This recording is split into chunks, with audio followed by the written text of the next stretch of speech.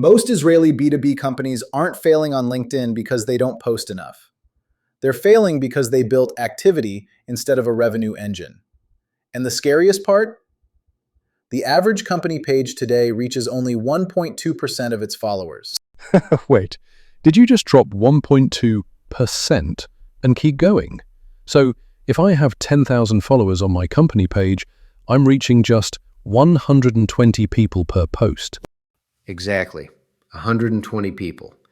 And yet companies are paying $8,000 to $15,000 a month to agencies to keep that page quote-unquote active. It is the ultimate busyness trap. Looks professional, zero pipeline impact. Welcome to MATCH B2B Insights. I'm Benny Fluman, founder of MATCH B2B, and I'll be leading this 8-episode series on how B2B companies build growth systems that actually convert into conversations, pipeline, and revenue. Today I'm joined by Daniel Weiss and Brian Newman. Daniel brings the strategic revenue lens, Brian brings the field execution lens, and I expect both of you to disagree with me at least once today. Only once? That's optimistic. Let's go back to that 1.2% for a second, because here's the fundamental issue. LinkedIn is not a content channel anymore. I agree with the direction, Daniel, but I think that sentence is dangerous. Content still matters. The problem is not content. The problem is content without movement. Fair point. Let me sharpen it. LinkedIn content matters only when it creates a signal. If a post creates attention, but no one tracks who engaged, why they engaged, and what should happen next, then it's not a revenue asset. It's just media activity. And this is especially painful for the Israeli companies we work with, who are going after the US and European markets.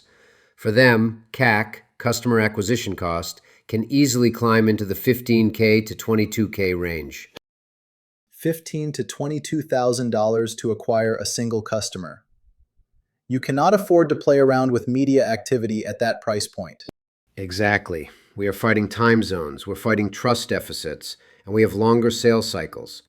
We don't have the luxury of running 6-month brand campaigns. We need conversations in weeks, not months. But founders hide behind the company page because it feels safer. Safe is incredibly expensive when your team is in Tel Aviv and your buyers are in Chicago. So let's get concrete. What is actually breaking in these systems? Let's call out the 5 deadly mistakes founders make on this platform. I see them constantly. 1. Tension-free content, generic corporate wallpaper. 2. The follow-up vacuum, getting comments but doing nothing with them. 3. The pitch slap. 4. Erratic rhythm. And 5. Silo syndrome, where marketing and sales are basically living in 2 different universes. Let me give you a real example of this. We worked with a cybersecurity company, let's call them CyberShield. Classic case. They were making all 5 of those mistakes. Before we came in, their content looked highly professional but completely safe. Product updates, event photos at conventions, generic cybersecurity is important posts. Nothing that would make a busy CISO actually stop scrolling. Exactly. So we changed 2 things. First, we injected real tension. The CEO started writing about the hidden operational cost of Q3 compliance audits. We talked about the internal chaos, teams desperately chasing evidence, leadership pressure, and the fear of board-level findings. The Q3 compliance audit. See, that is the difference between saying, we help with compliance, and proving we understand the exact operational pain behind compliance. Right, and then we closed mistake number 2, the follow-up vacuum. The rule we set was simple. If someone from their ideal customer profile commented on that post, the SDR had to reply within 30 minutes with a contextual question. Not a pitch, 30 minutes. Wait, 30 minutes? That requires serious operational discipline. What kind of question were they asking? Something highly specific, like, when you run these audits, where does the biggest delay usually happen? Evidence collection, internal ownership, or remediation? And at what point did that turn into an actual qualified call in the CRM? Only when 3 things were true.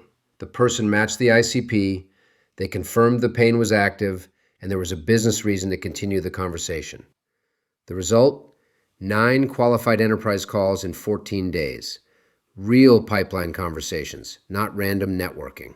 9 enterprise calls in 14 days. From a process that used to just generate likes on event photos. That is the definition of revenue infrastructure. Daniel, let me bring you in here because I know you build these architectures. Where does AI fit into this picture? Because everyone is just using it to spam. The shallow use of AI is saying, write me 10 LinkedIn posts. The real use, the infrastructure use, is signal intelligence.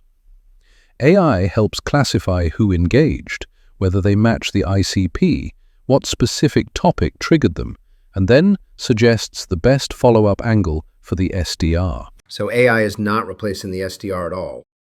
Exactly, Brian. It's making the SDR faster and far more relevant. But listen carefully. If that signal doesn't enter the CRM, it didn't happen. A comment is not a lead until the system captures it. This is why we look at LinkedIn as part of a structured 6-month go-to-market system, not a 30-day posting plan. Month 1 is purely positioning and infrastructure. Months 2 and 3 are establishing that content rhythm and signal tracking. And months 4 to 6 is where the compounding finally happens. Consistent follow-up, CRM discipline, meetings booked, and actual pipeline reality. And just to be clear, I'm not saying the company page is totally useless. It still matters for validation and trust. When a buyer checks you out after seeing the founder's post, the company page should confirm the positioning and prove the company is real, credible, and active. It supports trust. It just shouldn't carry the entire demand generation burden. I love that distinction. The personal profile creates the movement. The company page supports the trust. Okay, so what should a founder listening to this do this week to stop the bleeding? Run a quick audit today. First, check your last 3 posts. Is there clear tension, or is it corporate wallpaper? Second, fix your headline. Make it outcome-focused. And third, run the leak test on your last 5 relevant engagements. Did those people make it into your CRM with a structured follow-up, or did they vanish? So if we summarize this episode into 3 practical takeaways. First, LinkedIn activity is not the same as pipeline movement. Second, founder and executive profiles usually create stronger buyer trust than company pages. And third, every meaningful engagement from the right person needs a fast, structured follow-up path into the CRM. Otherwise, it's wasted demand. And if you warm up buyers and then leak them, you're literally just doing free market education for your competitors. Exactly. In episode 2, we're going to give you the weekly system, the exact hour-by-hour routine that generates 5 to 10 relevant sales conversations per month. If you want to understand where your LinkedIn activity is leaking pipeline, whether it's profile, content, follow-up, CRM, or SDR execution, reach out directly. You can WhatsApp or call me at 052-420-3043. Thank you for listening to episode 1 of Match B2B Insights. See you next week.